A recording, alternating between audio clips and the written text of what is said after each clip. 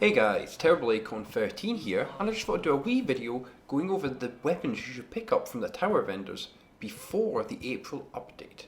So, we will start over Give here me the first with roster. the Crucible Let me see what Quartermaster. they've got. Now my first recommendation is going to be the auto rifle he has, right here, the deal breaker. It's not the fast rate of fire one that's in total fashion at the moment, but it might come back. But the bonuses on it are good. Crowd control and glass half full, low mag size giving you good damage bonus on the glass half full, and the crowd control helping you get that possibly second kill out of the small mag with glass half full. It also has here snapshot, braced frame. Snapshot great for getting the quick shots off, but personally I would go for braced frame. Next up we have the Panther Ray. This is one of those nice fusions that can really do some damage. Obviously we need them to be buffed a bit, but it's not bad. Life support is a great perk on fusions because while you're going to be getting shot while you're charging it up, this can just help you bring you back from the brink. Great perk for fusions. Battle Run is great, and it's got increased range which will help with your target acquisition on those bolts for the travel time. Battle Run is also not bad, helping you get out of a bad situation after you've got your kill. So all in all, a good set of perks there. Now the last weapon that we have in the Crucible vendor is the Havoc Pigeon, and this is a lovely little rule on it. Crowd controls are great for this.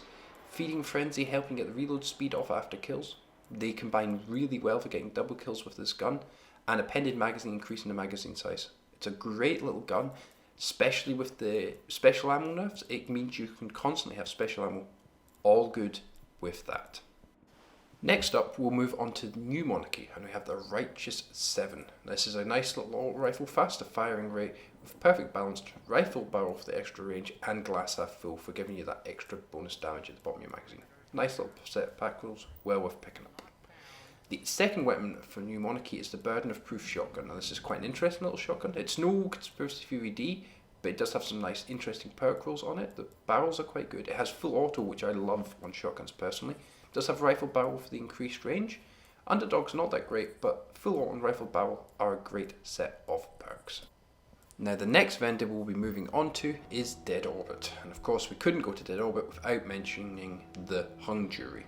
You have here a great selection of scopes for all your needs. There's really a nice selection of different types, and the perks on this are great. Triple tap is amazing on this, and Firefly. This combination allows you to put out so much damage along with the already high magazine size of 16. It's a great PvE weapon that everyone should have. The middle row perks of extended mag or hand blade stock are great. I know a lot of people like hand blade stock for the extra stability. Personally, I like the larger magazine size, but that's totally a personal preference. They are great perks, and either of them will go great on this gun. Triple tap, Firefly, these two perks, you can't get a better scout really. It is a god roll, and you should pick it up before it goes away. So next up, we're going to move on to the Patch A shotgun.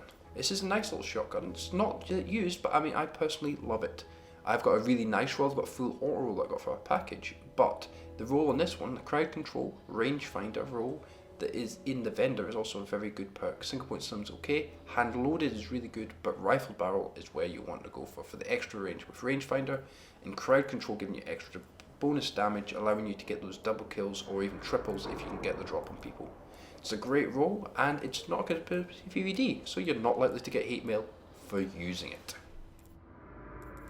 Now next up, we'll move on to the Vanguard. They only have one weapon, and that is the 1000-yard stare. It's not a god roll, but it has flexibility. It does have the long view, which is a nice low zoom scope, and I personal preference here anyway, always prefer the shorter zoom scopes. They're just more easy to use, and you never need a long range scope in any activity really in Destiny. Triple tap is is a good PvE perk for this, allowing you to add extra damage to the bosses. In the middle row perks, you've got perfect balance or reinforced barrel. So basically, you're going to want perfect balance from PvE for helping keep the stability up, and you're going to want reinforced barrel for PvE for the extra range. But again, that's personal preference on that. And the last perk on it is Mulligan, which is now a much improved perk, allowing you to just keep the DPS up, and isn't actually that bad in Crucible, where you don't have that much ammo anyway, so missing a shot could be costly. Next up, we're going to move on to the Future War Cult, who have quite a few weapons. And first we'll start with the Vanity. This is a great little hand cannon with luck in the chamber, extended mag, and Firefly. Great little gun. If hand cannons ever get boosted up a bit, fixed a little bit, this will be a solid weapon, and this roll is a great roll for it, so pick this one up most definitely. Next up we have the Villainy Pulse Rifle, also a very solid choice. It's got a nice flexible selection of scopes here. It has Rangefinder for boosting your range on it when you're aiming, great perk, and Third Eye, which is a pretty solid PvP perk. It also has hand loaded, and small bore is the one that you're really going to want to give you that extra stability.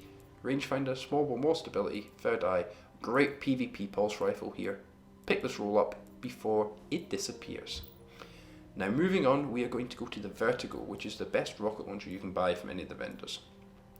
The Soros base that it's based on is a great rocket launcher, and the launchers are not bad, but what you're really going to want it for is the here, Grenades and Horseshoes perk, which is a must-have for PvP. It's also got Javelin to boost your speed up, and then your choice between single point sling or speed reload. But this is a solid rocket launcher, Grenades and Horseshoes, large blast radius, high velocity, must-have for PvP, which is really the only place that it is valid at the moment. Anyway guys, those are my suggestions for the weapons that you should pick up before the spring update drops and the vendors reset. I hope you've enjoyed this video. As always, like and subscribe for more Destiny content. Hit me up on Twitch and Twitter, TerribleAcorn13, and until next time, laters.